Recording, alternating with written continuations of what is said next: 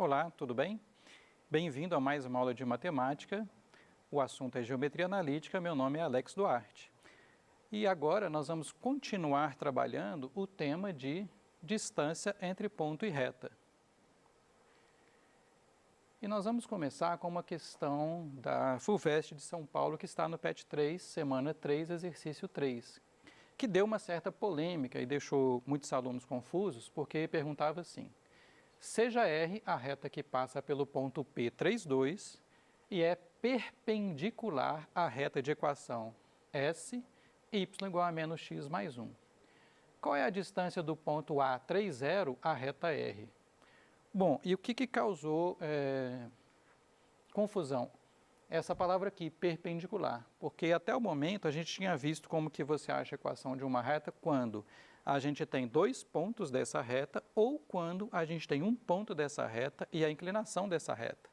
Só que neste caso, o que foi dito é que a reta que nós procuramos para substituir na equação da distância é uma reta perpendicular a outra reta.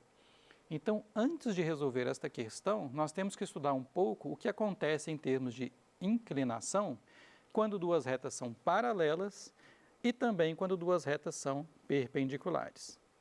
Lembrando, o que são duas retas perpendiculares? São duas retas que formam entre si, no plano, o ângulo de 90 graus, um ângulo reto. Bom, então vamos começar do caso mais simples. Aqui tem um desenho de duas retas, uma reta R, cuja inclinação será chamada de MR, ou seja, a inclinação M da reta R, e uma reta S, inclinação MS, sendo que a reta S é paralela à reta R.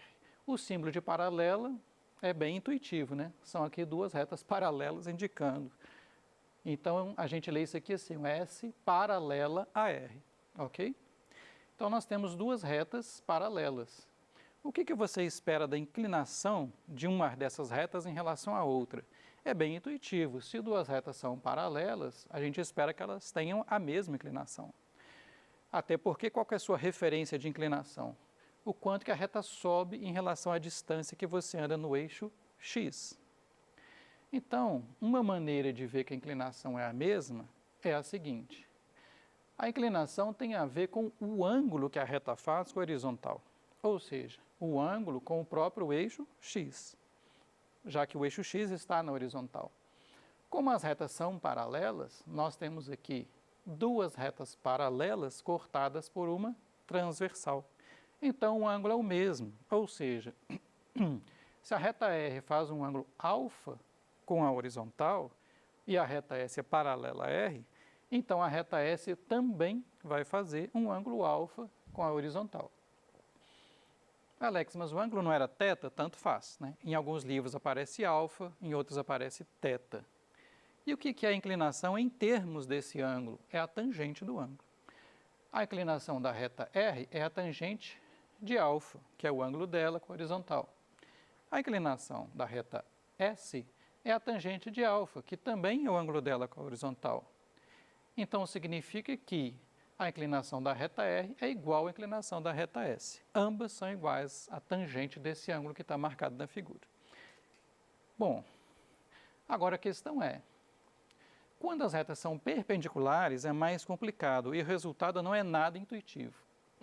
Então eu vou pedir um pouco da paciência de vocês para mostrar para vocês de onde que vem o resultado, para a gente poder entender uma coisa que não é intuitiva. Então aqui eu desenhei de novo, né, uma reta R, no caso crescente, no exemplo, e outra reta S que é perpendicular à primeira. O que é perpendicular? As duas formam entre si um ângulo reto, um ângulo de 90 graus. Então lembra que esta aqui é a marcação do ângulo reto, ok? E eu estou dizendo aqui, para a nossa demonstração, que nenhuma das duas retas é horizontal e nenhuma das duas retas é vertical. Por quê?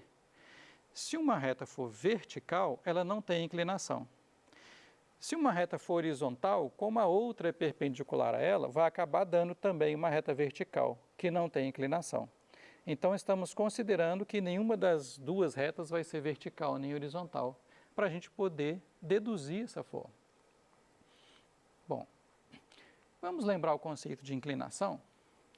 Então, aqui nós temos uma reta crescente ou ascendente e outra reta decrescente ou descendente. O que significa dizer que esta primeira reta tem inclinação 4? Significa que cada vez que você anda uma unidade na horizontal, esta reta na vertical subiu 4. Então, esta primeira reta é uma reta com inclinação positiva, 4 ou mais 4. Já esta outra reta, cada uma unidade que você anda para a direita na horizontal, ela desce 3 na vertical, porque ela é uma reta decrescente. Então, essa distância aqui é 3 que ela desce.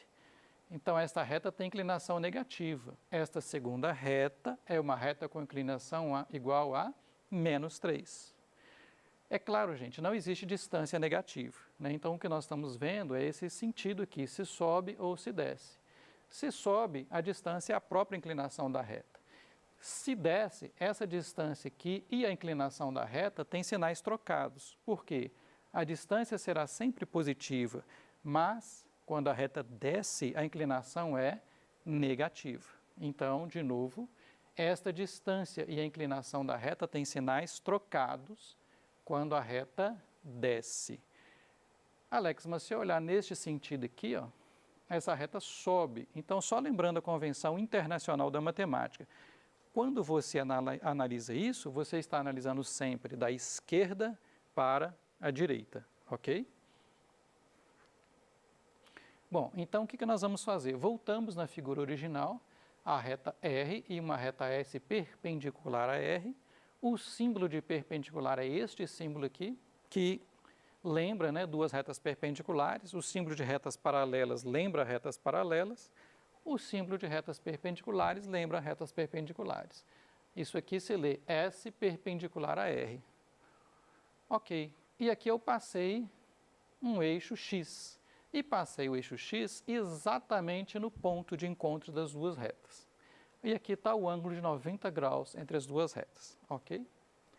Por que a gente fez isso? Porque agora, nesta horizontal, nós vamos andar exatamente uma unidade para a direita. Alex, por que uma unidade? Porque lembra da definição de inclinação. Toda vez que a gente anda uma unidade para a direita, quanto será que essa reta sobe ou essa reta desce?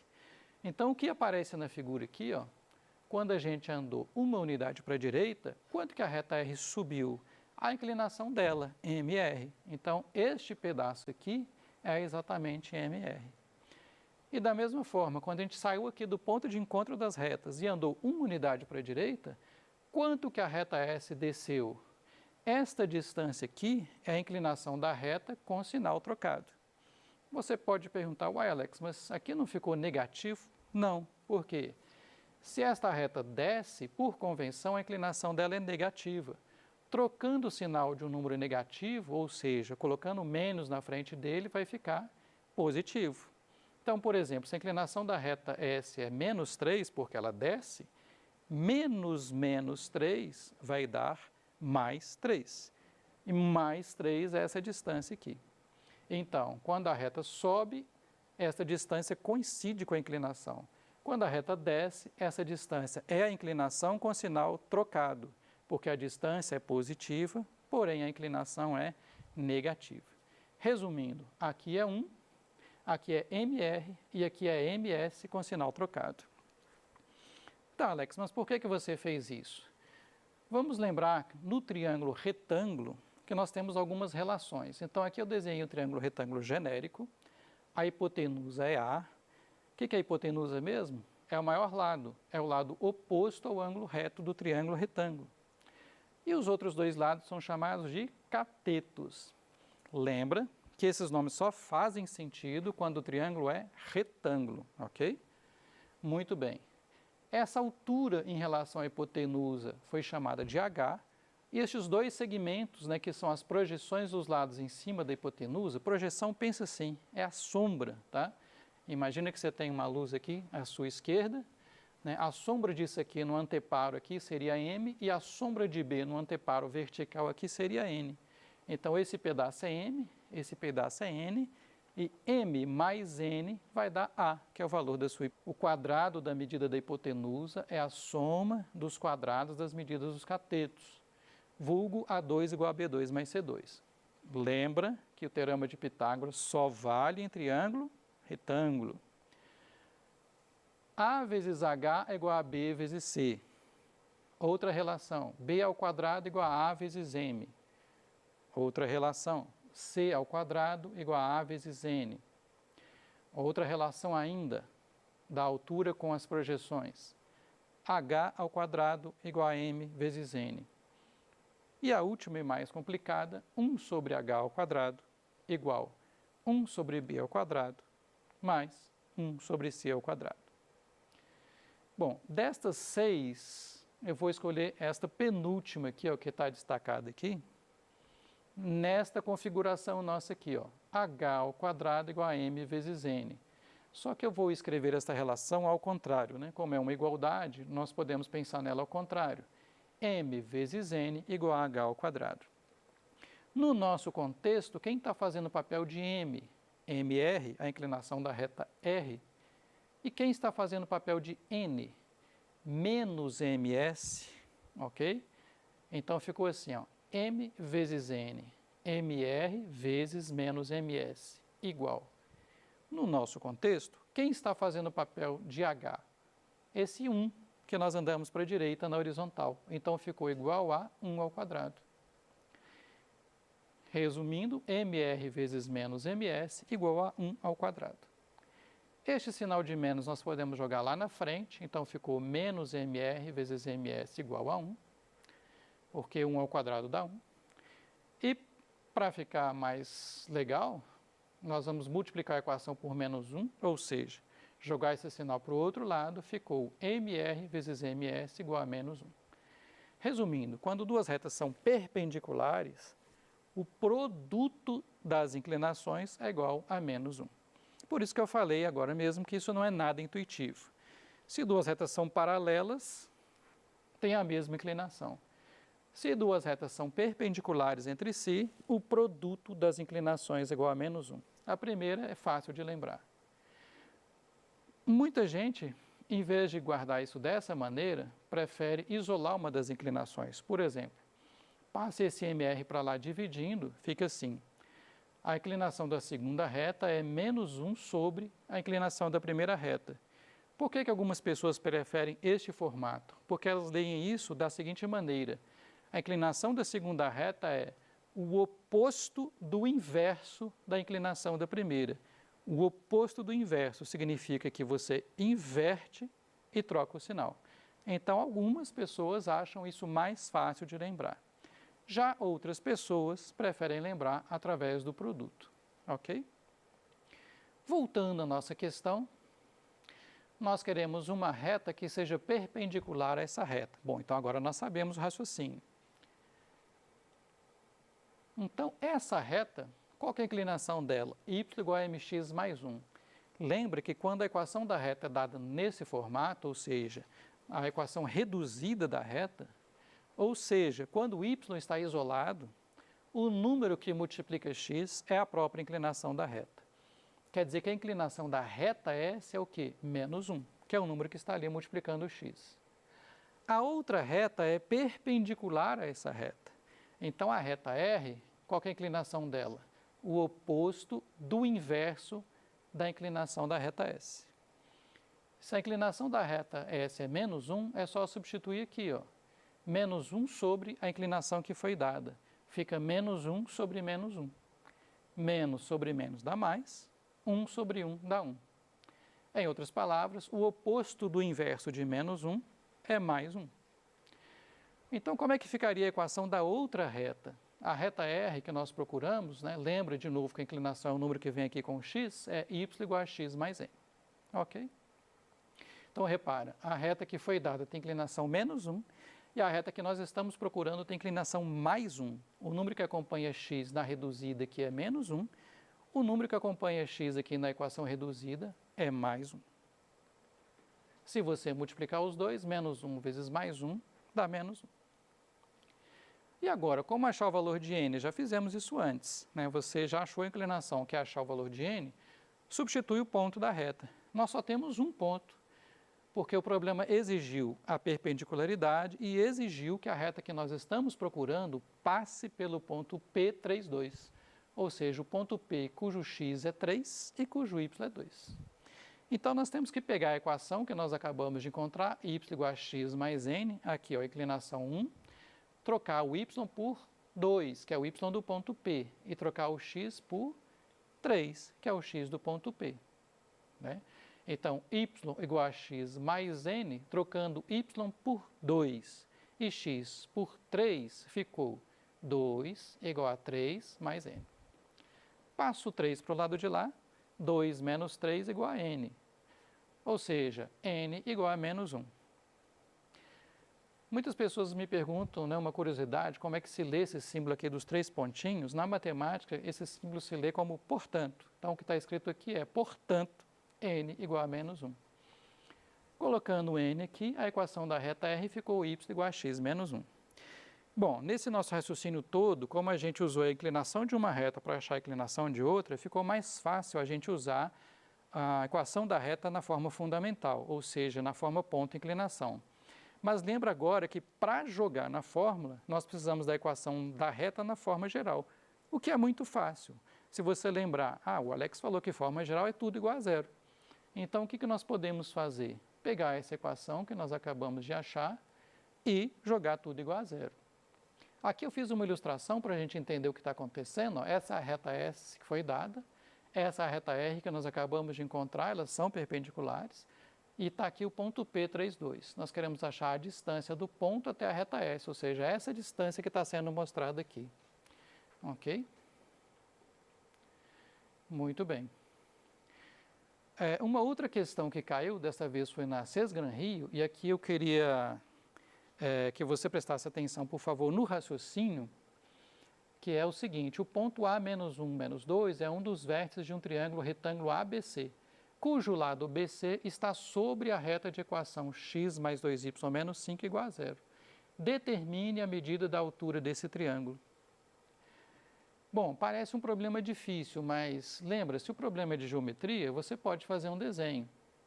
Então está aqui, ó, desenhei as informações que ele falou. Como assim, Alex? Aqui, ó, o ponto A menos 1 menos 2 está aqui, ó.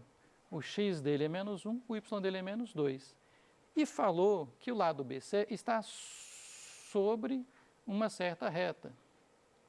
Essa reta de equação x mais 2y menos 5 igual a zero, que a gente não sabe direitinho onde está.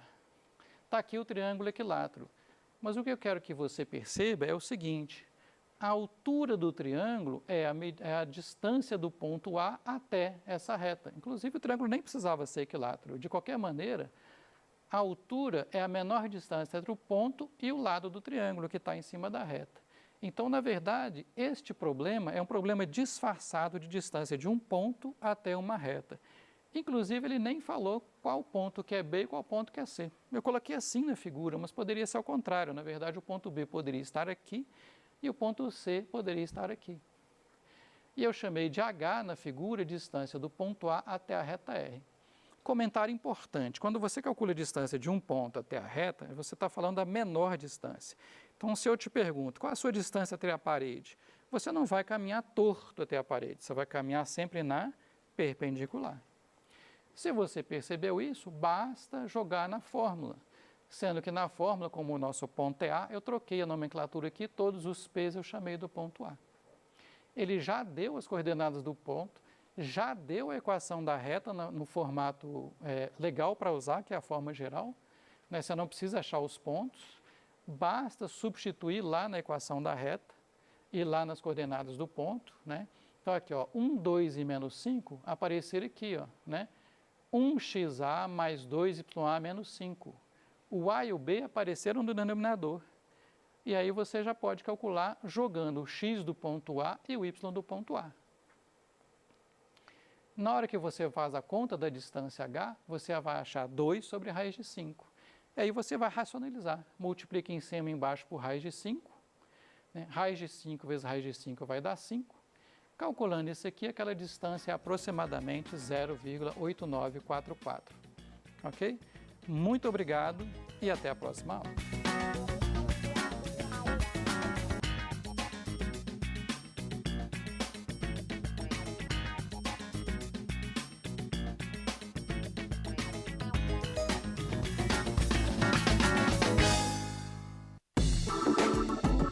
A seguir, se liga na matemática.